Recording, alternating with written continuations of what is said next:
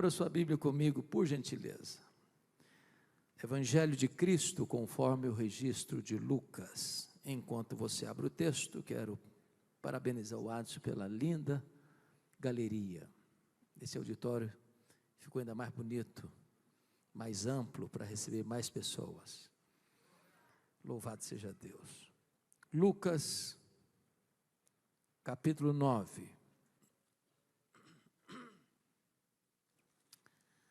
A partir do verso 28 até o verso 45, parte A do versículo. Lido o texto, mantenha sua Bíblia aberta comigo nesta passagem. Cerca de 8 dias depois de proferidas estas palavras, tomando consigo a Pedro, João e Tiago, subiu ao monte com o propósito de orar. E aconteceu que, enquanto ele orava, a aparência do seu rosto se transfigurou e suas vestes resplandeceram de brancura.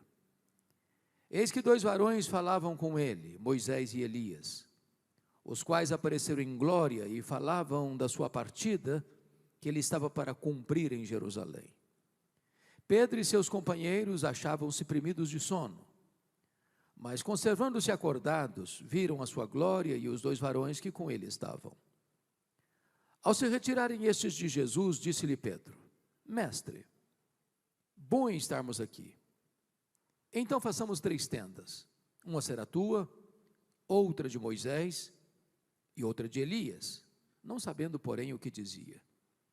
Enquanto assim falava, veio uma nuvem e os envolveu, e encheram-se de medo ao entrarem na nuvem. E dela veio uma voz dizendo: Este é o meu filho, o meu eleito, a ele ouvi. Depois daquela voz, achou-se Jesus sozinho. Eles calaram-se e naqueles dias a ninguém contaram coisa alguma do que tinham visto. No dia seguinte, ao descerem eles do monte, veio ao encontro de Jesus grande multidão. E eis que dentre a multidão surgiu um homem dizendo em alta voz: Mestre, suplico-te que vejas meu filho, porque é o único. Um espírito se apodera dele, e de repente o menino grita, e o espírito o atira por terra, convulsiona até espumar, e dificilmente o deixa depois de o ter quebrantado. Roguei aos teus discípulos que o expelissem, mas eles não puderam. Respondeu Jesus: Ó geração incrédula e perversa, até quando estarei convosco e vos sofrerei? Traze o teu filho. Quando se ia aproximando, o demônio o atirou no chão e o convulsionou. Mas Jesus repreendeu o espírito imundo, curou o menino e o entregou a seu pai. E todos ficaram maravilhados ante a majestade de Deus. Como todos se maravilhassem de quanto Jesus fazia, disse aos seus discípulos: Fixai nos vossos ouvidos as seguintes palavras: O Filho do Homem está para ser entregue nas mãos dos homens. Eles, porém, não entendiam isto. Até aqui. Cerca de 8 dias depois de proferidas estas palavras, do que Jesus está falando? Que palavras são essas? O que ocorreu 8 dias antes desse episódio? Essa é a chave de conexão do texto. E o que aconteceu 8 dias antes desse episódio é que Jesus estava no extremo norte de Israel, lá nas fraldas do Monte Hermon, lá em Bânias, onde nasce o Rio Jordão, lá em Cesareia de Filipe, quando ele faz uma enquete com seus discípulos, perguntando a eles: Quem dizem os homens ser o Filho do Homem? E eles responderam: Uns dizem que tu és João Batista, outros dizem que tu és Elias, outros dizem que tu és Jeremias, outros dizem que tu és alguns dos profetas. Em outras palavras, ninguém sabia nada sobre Jesus. Todos erraram. Então Jesus se dirige aos discípulos e pergunta: E vós, quem dizeis que eu sou? E Pedro, que era um falante, e não suportava que ninguém falasse na sua frente, responde pelo grupo: tu és o Cristo, o Filho do Deus vivo. Talvez até aguardando um elogio de Jesus. Parabéns, Pedro, você é um homem antenado. Você é um homem de capacidade intelectual diferenciada. Você conhece as coisas. Mas não foi o que Jesus disse, não. Jesus respondeu assim: bem-aventurado és, Simão Barjonas, porque não foi carne e sangue quem te revelaram, mas o meu Pai que está nos céus. Em outras palavras, ô Pedro, não pense você que você sabe quem sou eu, porque você é mais inteligente que os outros. Você só sabe quem sou eu, Pedro, porque o Pai me revelou para você. Porque se o Pai não tivesse me revelado para você, como os outros, você também não saberia quem eu sou. E Jesus engata e diz: eu também te digo que tu és Pedro, e sobre esta pedra eu edificarei a minha igreja, e as portas do inferno não prevalecerão contra ela. Está aqui em Mateus 16, 18, um dos textos mais importantes da Bíblia, de cuja correta interpretação depende o futuro do cristianismo. Quem é a pedra sobre a qual a igreja está edificada? Nesses 20 séculos de cristianismo, nós tivemos 3 interpretações desse texto. Uma delas, subscrita por mais de 800 milhões de pessoas, é que Pedro é a pedra. Há uma frase em latim muito conhecida: ubi Petros ibi ecclesia. Onde está Pedro? Aí está a igreja. A segunda interpretação é que a pedra fundamental da igreja é a declaração de fé: tu és o Cristo, o Filho do Deus vivo. Onde essa declaração for feita, aí está o fundamento da igreja. A terceira interpretação, penso eu, subscrita por todos nós, ou pelo menos pela maioria de nós, é que o próprio Cristo é a pedra sobre a qual a sua igreja está edificada. O texto nos leva a essa compreensão, se não vejamos. A palavra Pedro procede de pedra, e não pedra procede de Pedro.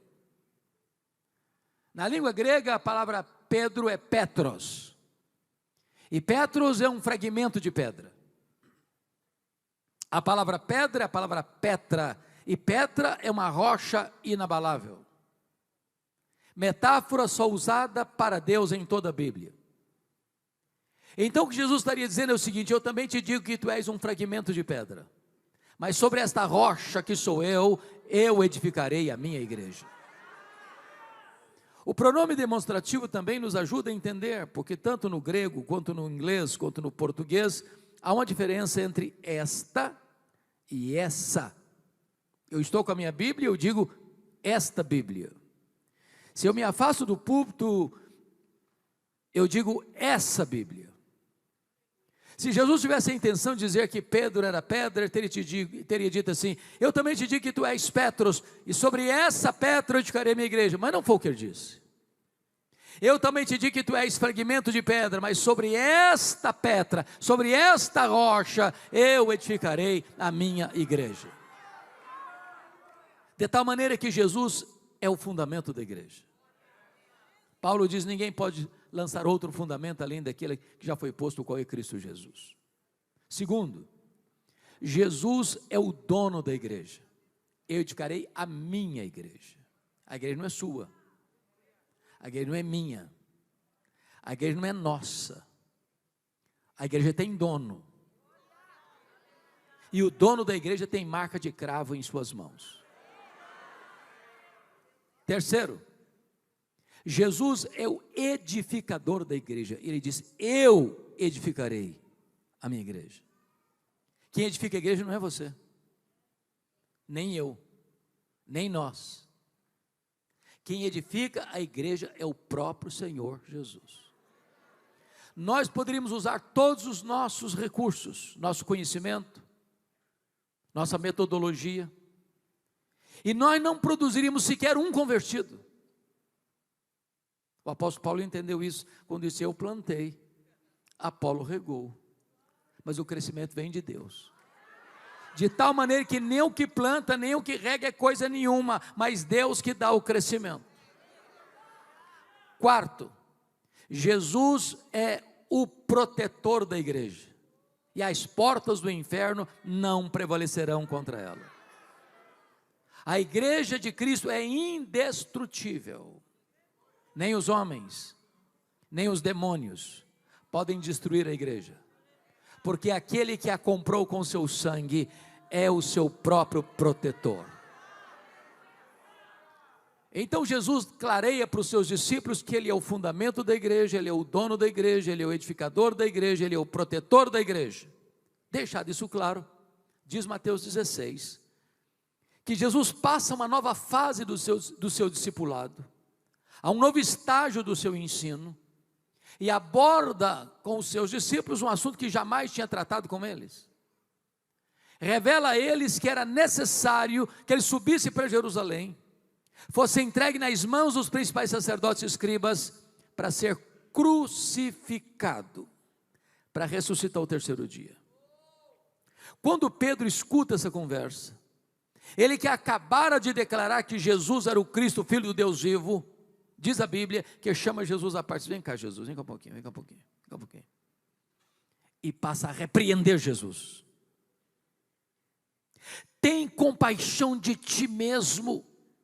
Em outras palavras, larga a mão desses pensamentos soturnos, larga a mão desses pensamentos de morte, pense direito, pense em vida. E Jesus olha para ele e diz: arreda, Satanás, és para mim causa de tropeço, não cogita das coisas de Deus, apenas das coisas dos homens. Pensem comigo, se Pedro fosse o fundamento da igreja, a igreja estaria edificada sobre areia movediça. Mas bendito seja Deus, porque a igreja está edificada sobre a rocha que não se abala. Agora entendamos uma coisa: Jesus não está chamando Pedro de Satanás aqui não. Segundo, Jesus não está dizendo que Pedro está endemoniado. Terceiro, Jesus não está mandando Pedro arredar. Quarto, Jesus está mandando Satanás arredar. Que Satanás? O Satanás que está tentando induzir Pedro a afastar Jesus do caminho da cruz. Porque se não discernirmos isso, nós vamos dizer: arreda, Pedro. Aí o Satanás fica. Não, quem tem que arredar é o Satanás. O Pedro fica. O Pedro é discípulo. O Pedro é apóstolo. Em Pedro Jesus vai continuar investindo. Eu quero dizer para você que apesar dos nossos fracassos, das nossas mazelas, dos nossos deslizes, das nossas quedas, o Senhor Jesus não desiste de nós. Prova disso é que 8 dias depois, e aqui começa o nosso texto, 8 dias depois de proferidas essas palavras, Jesus sobe um alto monte para orar.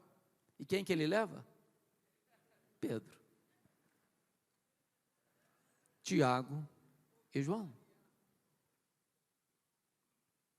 Certamente aqueles discípulos estavam um pouco abalados com a notícia de que Jesus ia ser crucificado, e Jesus quis dar para eles um antepasto das glórias do céu, mostrando para eles que o caminho da glória passa pelo caminho da cruz.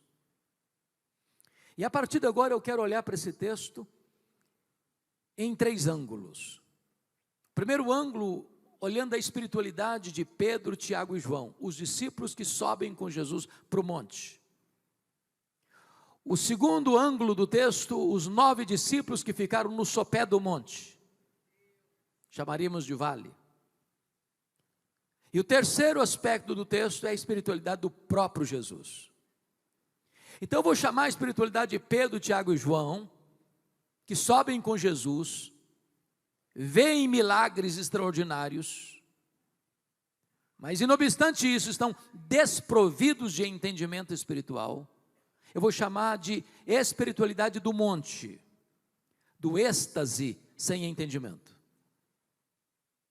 Vamos chamar a espiritualidade dos 9 que ficaram, cercados de uma multidão estavam, e surge um homem, um pai aflito, pedindo socorro, para o seu filho único que estava endemoniado, E diz o evangelista Marcos, no capítulo 9, texto paralelo deste, que os discípulos estavam discutindo com os escribas.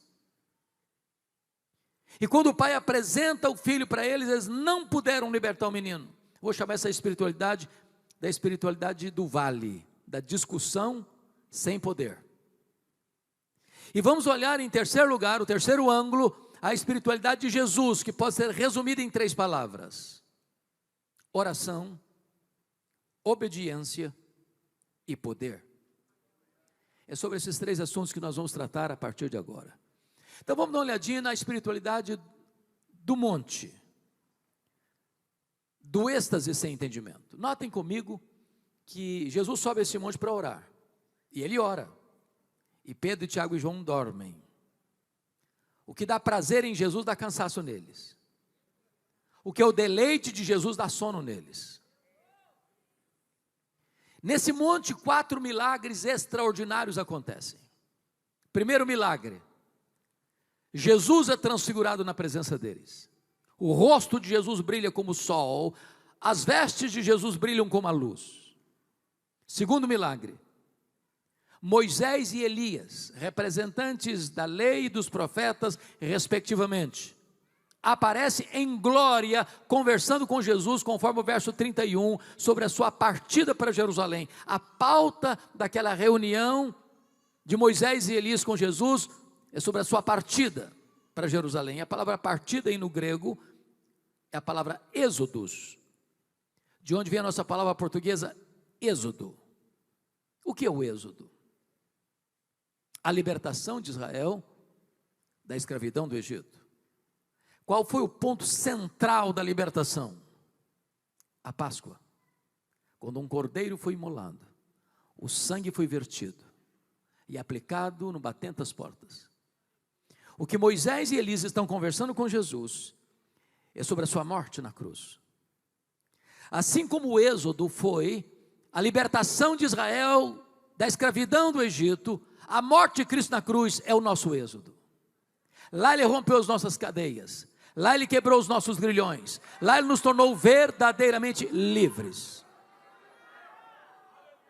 Terceiro milagre: uma nuvem luminosa os envelopa, os engole, os envolve. Quarto milagre: de dentro da nuvem surge uma voz divina dizendo: este é o meu filho, o meu eleito, a ele ouvi. Os discípulos estão pisando num terreno sobrenatural, eles estão vivendo o extraordinário. A Shekinah de Deus brilha entre eles, a glória de Deus desce para a terra. Eles estão vendo coisas insólitas e extraordinárias, mas apesar disso, eles não têm discernimento espiritual. Por que é importante dizer isso hoje? Porque nós estamos vivendo uma geração, irmãos, que está correndo atrás de milagres, sôfrega atrás de milagres, gente fazendo propaganda de milagre que nunca aconteceu, gente comercializando falsos milagres, gente acreditando em qualquer coisa que dizem ser milagre. Agora notem, o milagre não é o evangelho. O milagre é uma evidência do verdadeiro evangelho, mas não é um substituto do evangelho. E é curioso que nesse monte tem 3 gerações representadas: a geração de Moisés, a geração de Elias, a geração dos apóstolos. Leia a sua Bíblia e você verá que essas foram as 3 gerações que mais viram milagres na história. Ao mesmo tempo, as 3 gerações mais incrédulas da história. Sabem por quê? Porque a fé não vem pelo milagre, a fé vem pelo ouvir e ouvir a palavra de Deus. Eles estão vendo milagres, mas não têm discernimento. E do que eles não têm discernimento? Primeiro, eles não discerniram a centralidade da pessoa de Jesus. Quando Pedro disse para Jesus assim: mestre, bom estarmos aqui, então nós vamos fazer 3 tendas, uma vai ser tua, outra vai ser de Moisés, outra vai ser de Elias. Diz a Bíblia que Pedro não sabia o que estava falando. E por que Pedro não sabia o que estava falando? Estava falando uma bobagem. Que bobagem? Pedro está comparando e equiparando Jesus a Moisés e a Elias. ao representante da lei e ao representante dos profetas. Mas Jesus não é apenas um grande homem entre os homens, Jesus é o próprio Deus entre os homens. Ele é único, Ele é singular, Ele é incomparável. Você lê na história alguns homens que receberam epíteto, adjetivo de grande: Alexandre o Grande, Herodes o Grande, Napoleão o Grande. Não, você não vai encontrar esse título em Jesus, Jesus o Grande. Ele não é grande, Ele é o soberano, Ele é o absoluto, Ele é o único, Ele é o Rei dos reis, Ele é o Senhor dos senhores, Ele é incomparável. Vendo milagres, mas não discernindo a centralidade da pessoa de Jesus. Segundo lugar, vendo milagres, mas não discernindo a centralidade da missão de Jesus. Notem comigo que quando Jesus desce desse monte, há uma grande multidão, e Jesus cura aquele menino endemoniado, devolve-o ao seu pai, e o verso 43 diz que todos ficaram maravilhados do quanto Deus fazia por intermédio dele. E a pergunta é: todos quem? E a resposta é todos, a multidão e os discípulos inclusive. E Jesus percebe nessa admiração um caminho perigoso e escorregadio. Como assim? O que está acontecendo aqui é o mesmo que estava acontecendo lá em João 6. O que aconteceu em João 6? Quando Jesus multiplica os pães e os peixes, diz a Bíblia que a multidão tenta arrebatar Jesus para constituí-lo rei, um Messias político, um Messias operador de milagres, um Messias que resolveria apenas os problemas do aqui e do agora. E o que Jesus fez na época? Ele tira os discípulos do cenário, ele arranca os discípulos desse ambiente. Ele não queria que os seus discípulos fossem tentados por essa agenda. Ele ficou sozinho despedindo as multidões. Aqui Jesus está fazendo a mesma coisa. Quando ele percebeu que os discípulos estavam embarcando novamente nessa ideia, diz o verso 44, que Jesus se dirigiu aos seus discípulos, dizendo assim: fixai nos vossos ouvidos as seguintes palavras: o Filho do Homem está para ser entregue nas mãos dos homens. Sabe o que Jesus está querendo dizer para eles? Não pensem em vocês que eu vou mudar minha agenda. Não pensem em vocês que eu vim ao mundo apenas para realizar milagres. Não pensem em vocês que a minha missão no mundo era apenas curar enfermos, alimentar famintos, purificar leprosos, libertar endemoniados. Não, eu vim ao mundo para ir para a cruz. É para a cruz que eu estou indo. Porque é lá na cruz que eu vou libertar vocês, é lá na cruz que eu vou redimir vocês, é lá na cruz que o êxodo vai acontecer, é lá na cruz que vocês vão se tornar verdadeiramente livres. Entendam isso, fixem isso nos ouvidos de vocês. Mas o verso 45 diz que eles não entenderam isto. Vendo milagres, sem saber quem é Jesus, vendo milagres, sem saber o que Jesus veio fazer.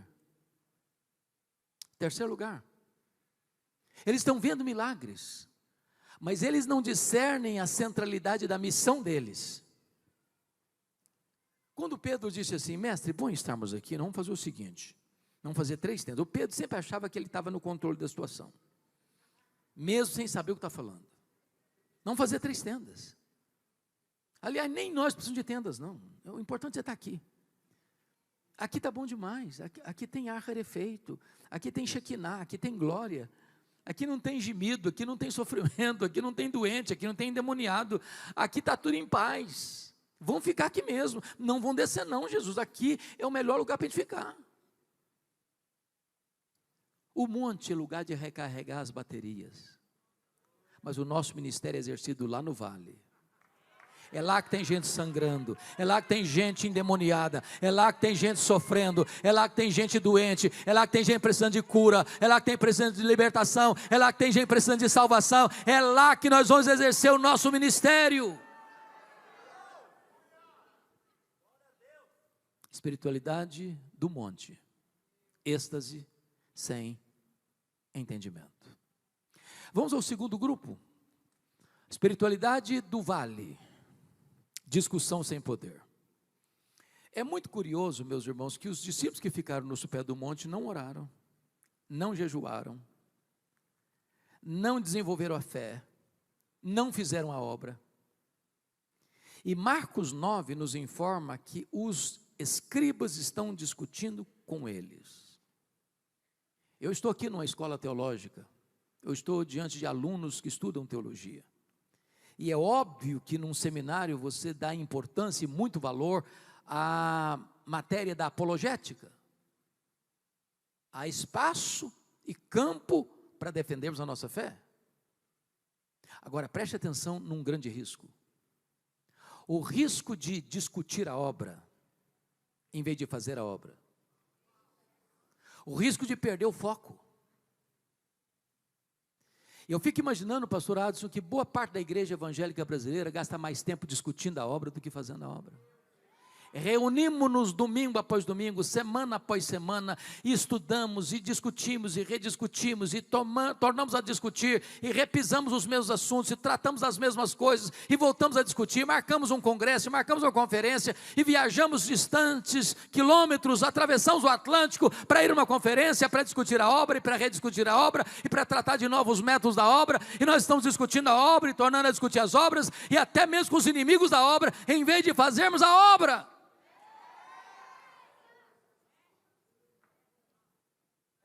Às vezes o inimigo quer nos tirar do foco, como tentou tirar Davi do foco, através do seu irmão Eliabe, que queria discutir com ele. Davi percebeu que ele estava querendo tirar o foco dele era vencer o gigante e não discutir com seu irmão. Às vezes o inimigo faz o que fez com Neemias, querendo de todo jeito sentar com ele à mesa, para paralisar a obra. Diz, não, eu estou fazendo uma grande obra, não tem tempo para conversar não, agora é hora de fazer a obra, em vez de discutir a obra. Agora, enquanto os discípulos discutem a obra com os inimigos da obra, o diabo está agindo. E agindo com crueldade. Filho único. E diz os textos paralelos, desde os textos correlatos, Mateus, Marcos e Lucas, que o demônio entra nesse menino e joga no fogo, e joga na água, e joga por terra. O menino cai, rilha os dentes, espuma. Dificilmente o demônio deixa antes de ter machucado todo. Diz os textos que está dentro desse menino um espírito mudo, um espírito surdo, um espírito imundo, uma casta de demônios, precisando de libertação. E os discípulos estão discutindo a obra. E quando o pai apresenta o caso para eles, diz a Bíblia que eles não puderam. Agora notem comigo, por favor, capítulo 9, versículo 1 desse texto, de Lucas 9, que está escrito assim: tendo Jesus convocado os 12, deu-lhes poder e autoridade sobre todos os demônios. Quantos demônios? Todos os demônios. E para efetuarem curas. E eu fico imaginando que o ponto aqui é o seguinte: às vezes a gente pensa que as vitórias do ontem são suficientes para hoje, ou que a plenitude do Espírito Santo de ontem serve para hoje, ou o fato de eu ter recebido poder ontem, que eu vou ter poder sempre, e não importa o que está acontecendo com a minha vida. As vitórias do ontem não são suficientes para os embates do hoje. Eles já tinham tido vitórias esplêndidas no passado, mas agora estão fracassando. Dr. Mark Lloyd Jones, no seu livro Combate Cristão, diz que há demônios e demônios. Nem todo grau de resistência em batalha espiritual tem o mesmo nível. É por isso que quando eles perguntaram para Jesus, por que nós não conseguimos? O que aconteceu conosco? Nós não pudemos. E Jesus disse o seguinte: se vocês tivessem fé, o tamanho de um grão de mostarda, vocês diriam para esse monte, sai daqui, transporta para lá. E aconteceria o mesmo. Isso aconteceria. Do que Jesus está tratando? Ele não está falando geograficamente que você vai transportar um monte para o outro lugar geográfico. O que é um monte? É alguma coisa irremovível. Não consegue fazer no braço. Aquilo que você não pode fazer, que o homem não pode fazer, se você crer, Deus pode fazer. Jesus disse: vocês não puderam, porque esta caça só sai com oração e jejum. Você pode ser um teólogo, que conheça todos os aspectos bíblicos e teológicos sobre oração. Você pode conhecer todas as pessoas que oraram na história e tiveram vitórias na oração. Isso não é suficiente. É preciso buscar a Deus. Porque não há cristianismo sem poder e não há poder sem oração. É preciso jejuar, porque jejum é fome de Deus. E eu gosto muito quando o Dr. John Piper faz a seguinte colocação, lá em 1 Coríntios 10, 31. Portanto, quer comais, quer bebais, quer façais qualquer outra coisa, fazei tudo para a glória de Deus. E ele mesmo pergunta, bom, se eu como então para a glória de Deus, ou qualquer outra coisa inclui o jejum, e eu jejuo para a glória de Deus, qual a diferença entre comer e jejuar? Se eu faço ambas as coisas para a glória de Deus? E a resposta dele é magnífica.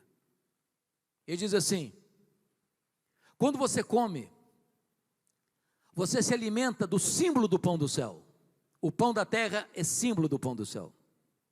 Quando você jejua, você não se alimenta do símbolo, você se alimenta do próprio pão do céu. Por isso o jejum é fome de Deus. Se a igreja quer poder, ela precisa crer, ela precisa orar, ela precisa jejuar. Agora notem,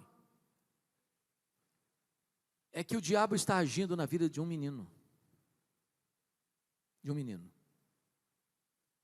E eu não sei se vocês concordam comigo, meus irmãos, mas a sensação que eu tenho é que hoje há uma agenda global, supra-humana, para não dizer demoníaca, que está por trás de todo o trabalho lúdico infantil, que está por trás da educação infantil, seja na televisão, seja no cinema, seja na literatura, seja na grande mídia.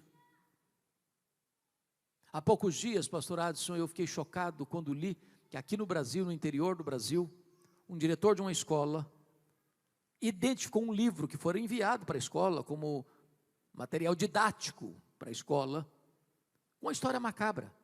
E ele recolheu o livro.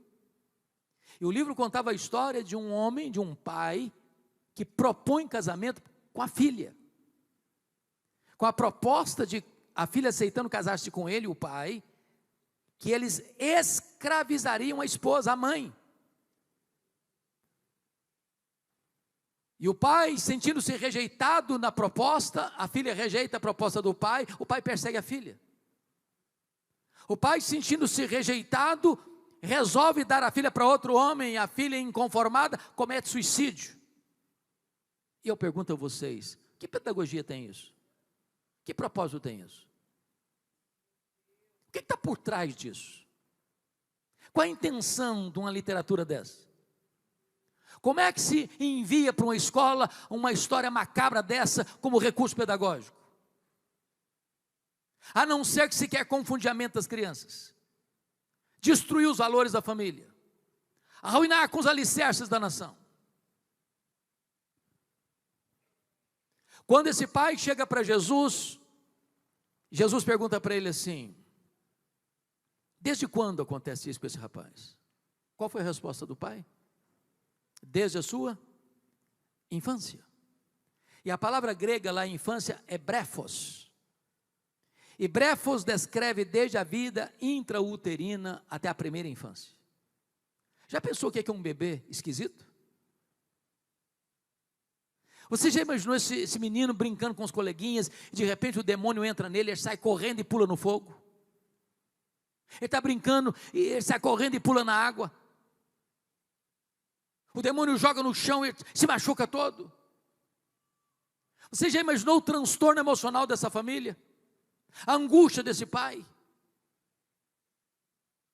E quando esse pai descobre que os discípulos de Jesus estão na área, parece que é um alívio na alma deles. Agora sim eu vou encontrar a resposta, os homens de Deus chegaram, eu vou encontrar uma solução para minha casa. E ele apresenta o caso para os discípulos e eles não puderam. E quando o pai vai dizer para Jesus, eu apresentei o meu filho aos teus discípulos, mas eles não puderam, diz a Bíblia que Jesus solta um gemido de sofrimento e dor. Ó geração incrédula e perversa, até quando eu vos suportarei? Porque se você e eu estamos sem poder, não é por falta de poder, é porque nós não estamos buscando poder. Há muitas crianças hoje atormentadas. Eu estava começando o meu pastorado em Bragança não, em Vitória, em 1985. Eu comecei em Bragança em 82. Em 85 cheguei em Vitória.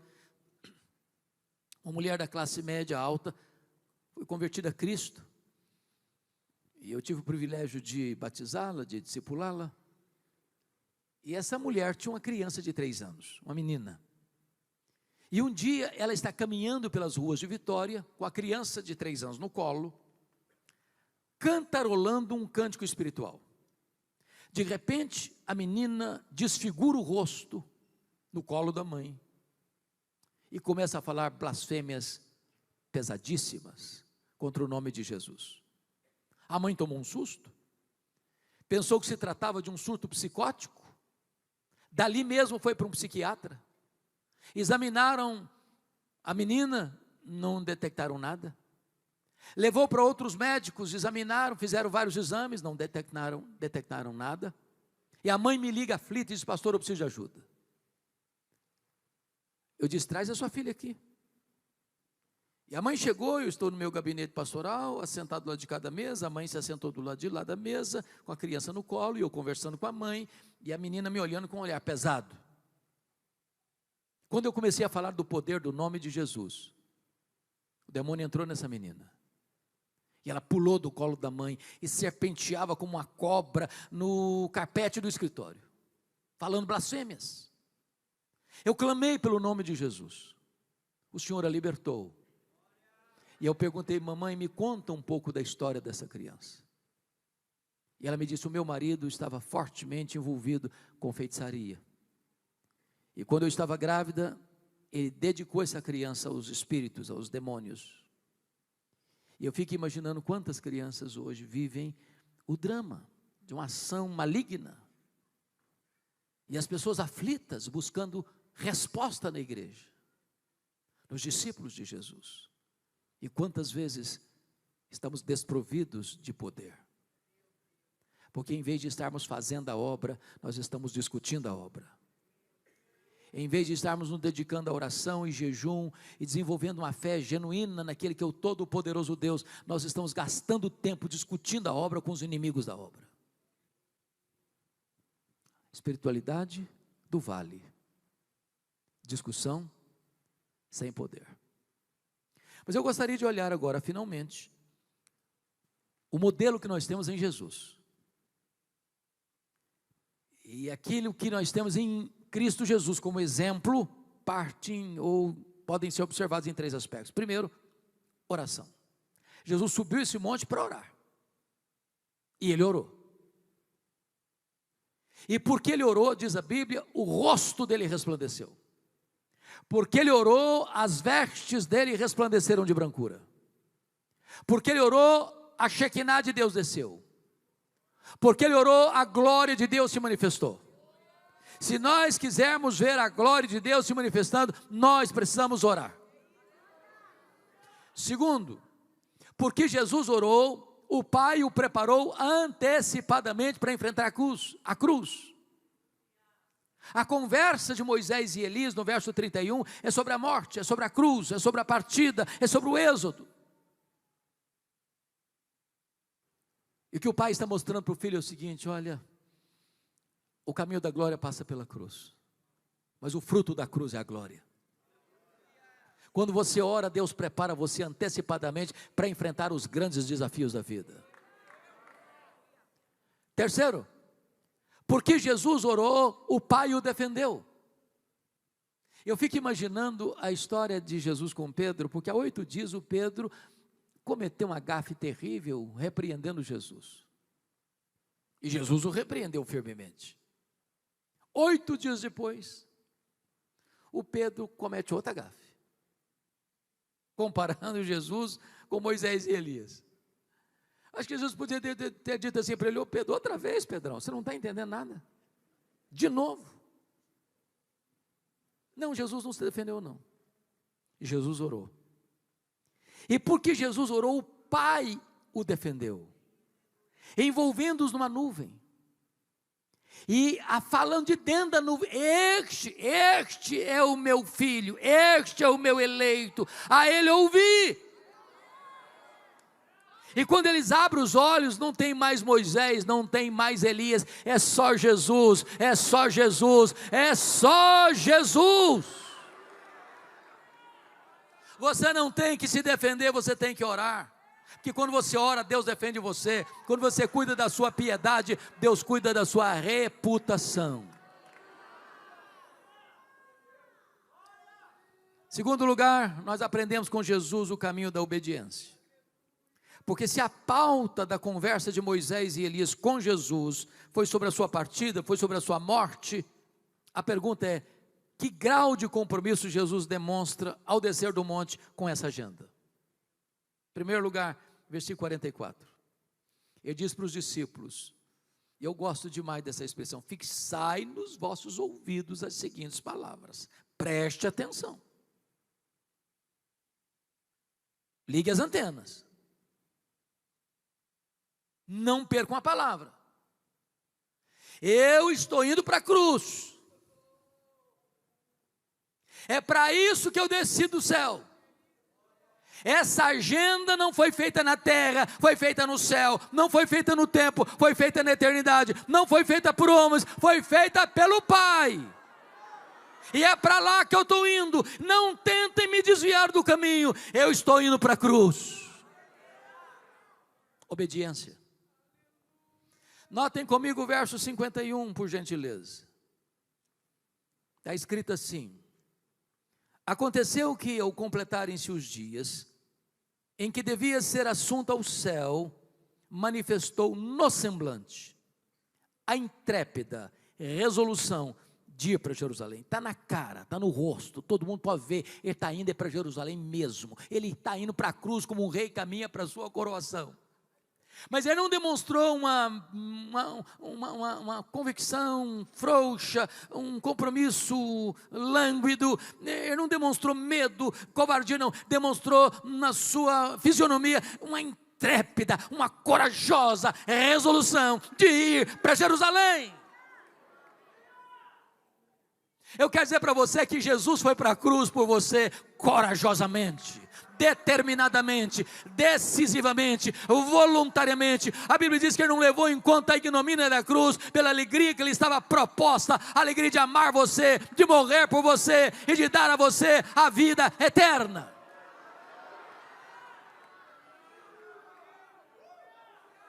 Confira o verso 53, por gentileza. Mas os samaritanos não o receberam, porque o aspecto dele era de quem decisivamente ia para Jerusalém. E aqui ele não está indo para Jerusalém para uma festa, para comemorar algumas coisas lindas e voltar para casa cheio de alegria e saúde, não. Ele está indo para Jerusalém para morrer, e ele está indo decisivamente. Obediência. Ainda que a obediência passe pelo caminho da cruz. Finalmente, oração, obediência. Terceiro, poder. Poder. O texto está marcado por esse tema. Eu apresentei meus filhos, teus discípulos, e eles não puderam. Agora diz Jesus para o pai: traz o teu filho.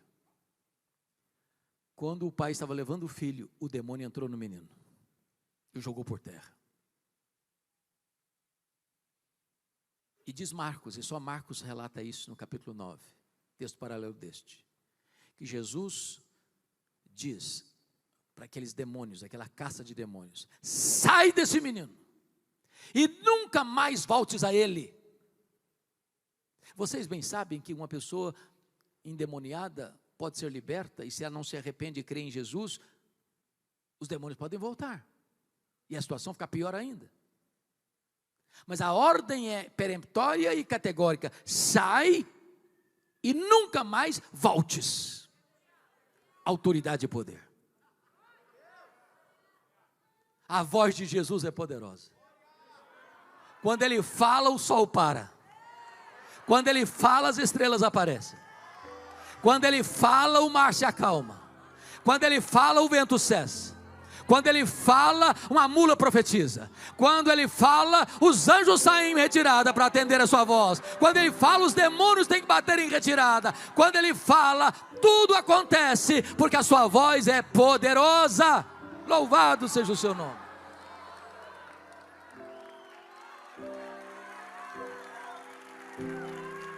A igreja precisa desse poder.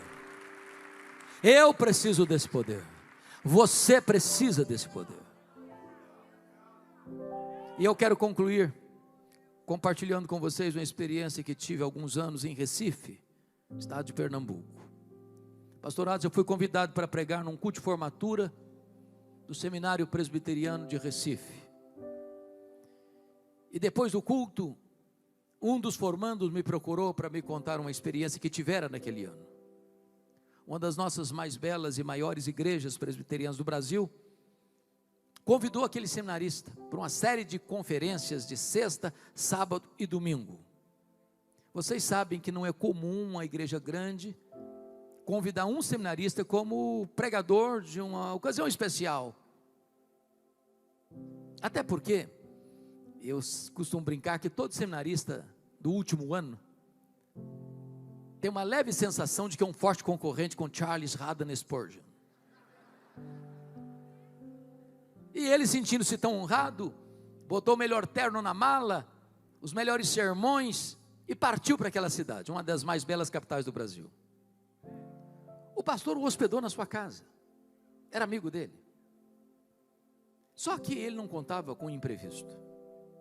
Na sexta-feira, à tardezinha, já quase se preparando para ir para o culto, chega na casa do pastor uma mulher desesperada. Diz: pastor, eu preciso de ajuda. O que foi? A minha vizinha está endemoniada, está quebrando tudo dentro de casa. Tem uma pequena multidão ao redor da casa e ninguém tem coragem de enfrentar a situação. O pastor calmamente disse: minha irmã, que coisa interessante. Acaba de chegar de Recife um santo homem de Deus, preparado para essa tarefa. O seminarista começou a tremer as pernas e gaguejando dizia: eu só vim avisar o senhor que eu estou indo embora. Naquelas colunas, diz: meu Deus, eu sou teu servo, Senhor, não me deixes humilhado aqui, devolve-me as forças, devolve-me o poder, reveste-me com teu poder, Jesus. E na medida que começou a orar assim, a mulher caiu. E quando a mulher caiu, ele se levantou. Porque diante de Deus, humildade, mas diante do diabo, autoridade. E ele deu ordem aos demônios para saírem, e a mulher ficou completamente livre. Completamente livre. E aquele formando, chorando, abraçado comigo, me disse algo que eu nunca mais esqueci. Ele me disse: eu entendi ali que não basta ser crente, não basta ser seminarista, não basta ser um diácono, não basta ser um presbítero, não basta ser um missionário, não basta ser um pastor, não basta ser um teólogo. É preciso ter o poder do Espírito Santo de Deus. Eu preciso desse poder. Você precisa desse poder. Nós precisamos desse poder. Que evitemos a espiritualidade do monte, do êxtase sem entendimento. Que evitemos a espiritualidade do vale, da discussão sem poder. Que abracemos nesta noite a espiritualidade de Jesus, da oração, da obediência e do poder. Que Deus nos abençoe. Amém.